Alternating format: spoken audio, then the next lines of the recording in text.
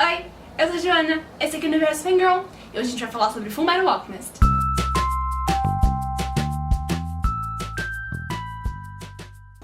Hoje eu venho aqui pra falar de um dos meus animes favoritos de todos os tempos, que também é o primeiro mangá que eu já li na minha vida, que é Fullmetal Alchemist. E eu lembro quando eu assistia quando criança, Pokémon, Digimon, Yu-Gi-Oh!, Sailor Moon, Sakura, Dragon Ball Z, Cavaleiros do Zodíaco, tudo isso eu assistia, tudo dublado em português.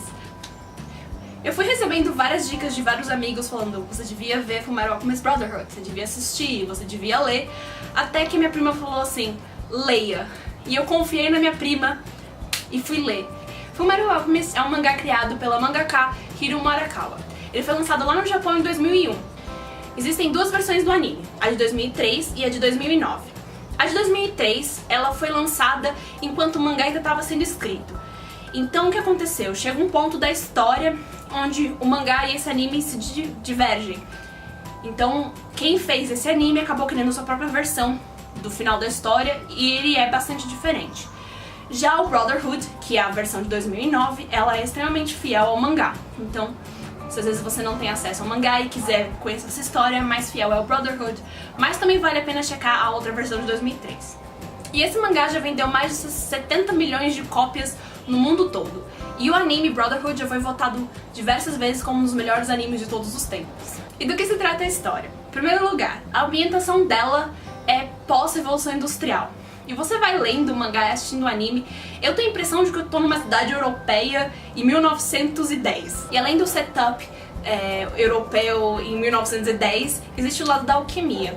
Nessa história, a alquimia existe e é a principal fonte de poder que alguns personagens possuem. O que é a alquimia? Talvez você se lembre das aulas de química que você tinha lá, na primeira página, nos primeiros capítulos, sobre o que é o básico. Química, física, medicina. Muitas pessoas, antes de criarem, destrincharem, descobrirem essas coisas, chamavam tudo de alquimia. E nesse mundo fictício, a alquimia existe. E aí ela baseia-se em algumas regras. A primeira é a troca equivalente. Então, pra você mudar alguma coisa, você deve ter o mesmo material. Então, se eu quiser criar uma estátua, eu não crio uma estátua do nada. Eu preciso ter o bronze, o metal, a argila. E aí eu consigo modificar com a alquimia e transformar aquilo numa estátua. E existe também nessa história a Pedra Filosofal, que talvez você conheça de Harry Potter ou dos livros de química, que seriam uma pedra capaz de transformar qualquer metal inferior em ouro, e também dizem produzir o elixir da vida, aquilo que te traria imortalidade. Nesse universo fictício a gente tem a história dos irmãos Edward e Alphonse Eric, e quando eles são crianças eles moram com a mãe. E a gente vai descobrir que o pai deles é uma figura ausente na vida deles. Então eles moram os dois e a mãe. Só que infelizmente um dia a mãe deles fica muito doente, algo incurável, e ela vem a falecer.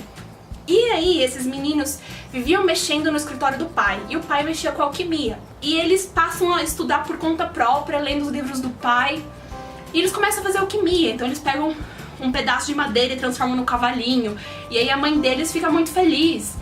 E aí eles veem o sorriso da mãe dele e falam: nossa, a mamãe gosta disso, vamos continuar fazendo. E eles vão fazendo, vão fazendo.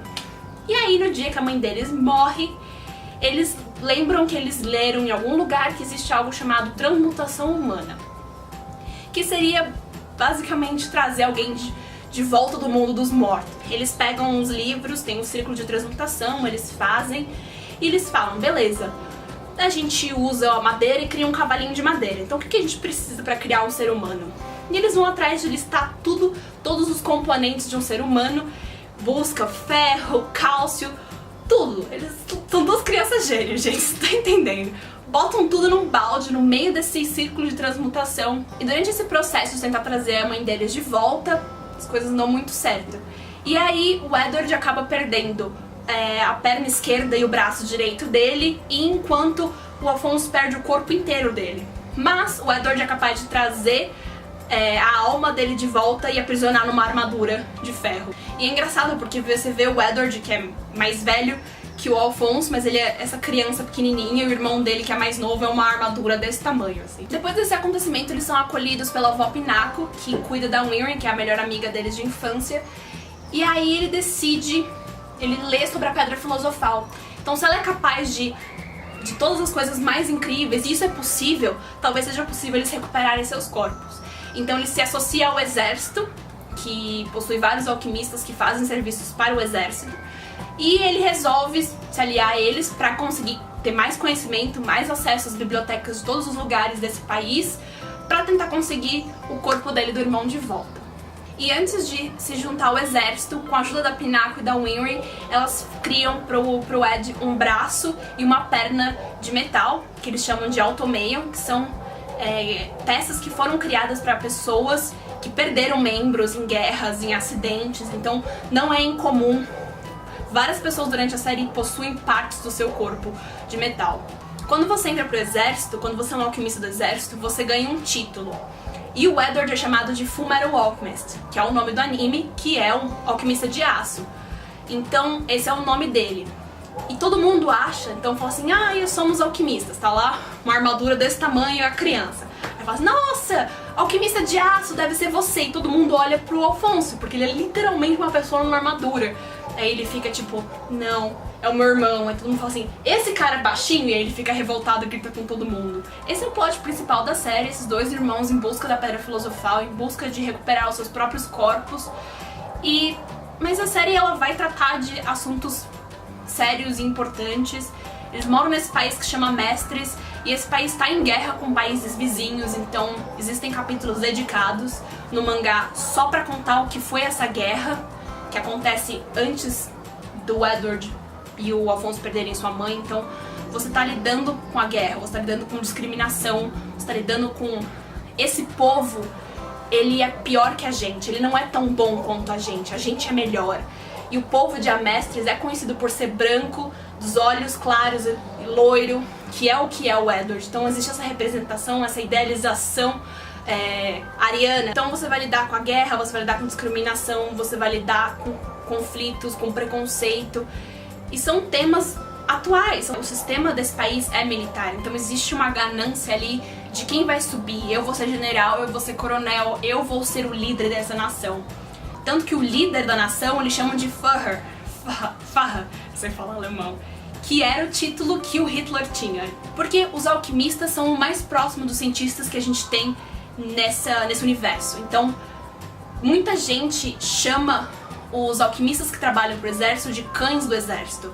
Porque você tem alquimia, era pra você fazer algo de bom com ele. Se você tem esse poder, por que você não faz algo pra sociedade? Por que você tá trabalhando com o autogoverno? Então existe ali o avanço científico muitas vezes não chega na população, ela fica presa nos níveis mais altos. Eu tenho muito carinho por tanto pelo mangá quanto pelo anime, porque foi o primeiro mangá que eu li e foi esse anime, o Brotherhood, ele foi a minha volta pro mundo do anime. Porque a última vez que eu assisti é quando eu era criança, então agora eu voltei a assistir mais, voltei a identificar e entender os estilos, o que é o protagonista, o que são os antagonistas e como a história se desenvolve. Porque o anime é diferente de um desenho americano. Porque além de ser um desenho oriental, ele traz traços, ele traz referências do mundo ocidental também.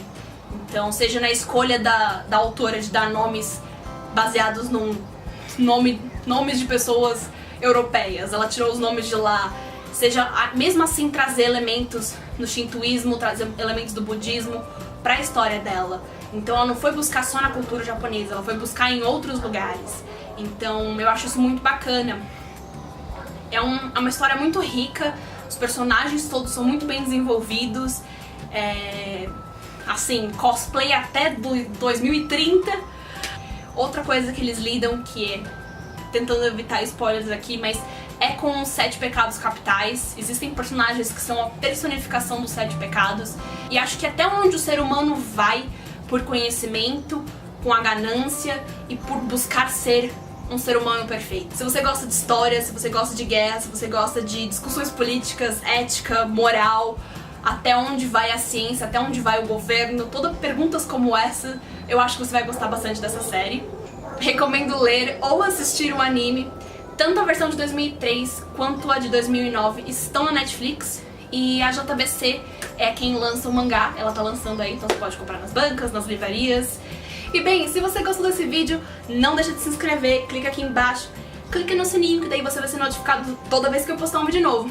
deixa o joinha pra ajudar o canal. Deixa aqui nos comentários se você tem dicas de animes, se você já leu esse mangá, se você já assistiu esse anime. E bem, a gente se vê no próximo vídeo. Tchau!